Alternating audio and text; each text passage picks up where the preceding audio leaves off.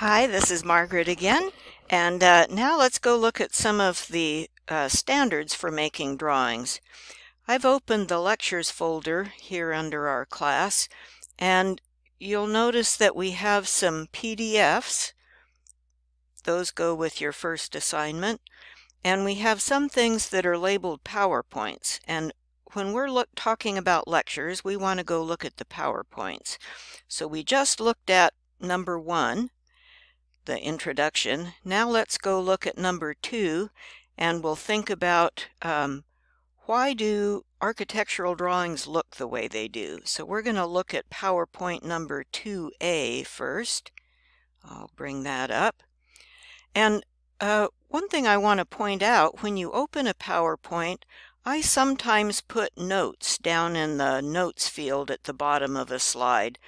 Those are maybe not the main points of the slide, and I'm trying to keep the slide clean for you so you can read it, but sometimes there are extra goodies down here that you might find interesting, and so have a look in those notes files. If you want to keep this slide open, then we come down here and select the button this stands for Outline View. If you want to have your slide fill the whole screen, and that's what I'm going to do, you come over here to this button. That's a picture of a pull-down screen, and I'm going to click that button so that we can look at the slide. Have you noticed that almost all architectural drawings have a similar look?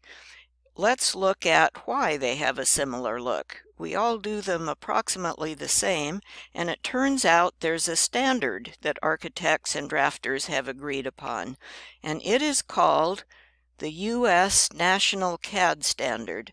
Now, this is the standard in the United States. There's a slightly different standard in other countries, although they're similar.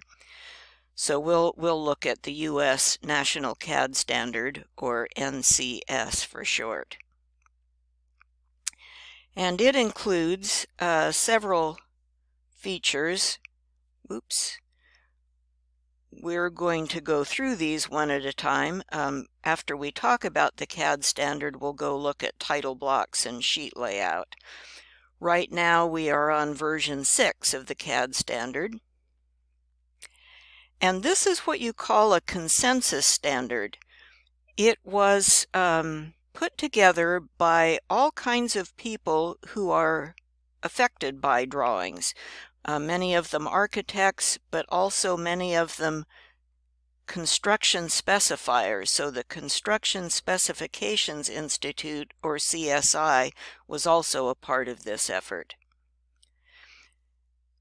These drawing standards are not law. They're not like building codes. They're voluntary. So people who have come to agree on these standards do them because they make our drawings look better and more uniform, and we have a better chance at reading each other's drawings efficiently. This is a consensus standard, which means everyone who might use the drawing or might have a stake in the drawing has had a chance to be heard.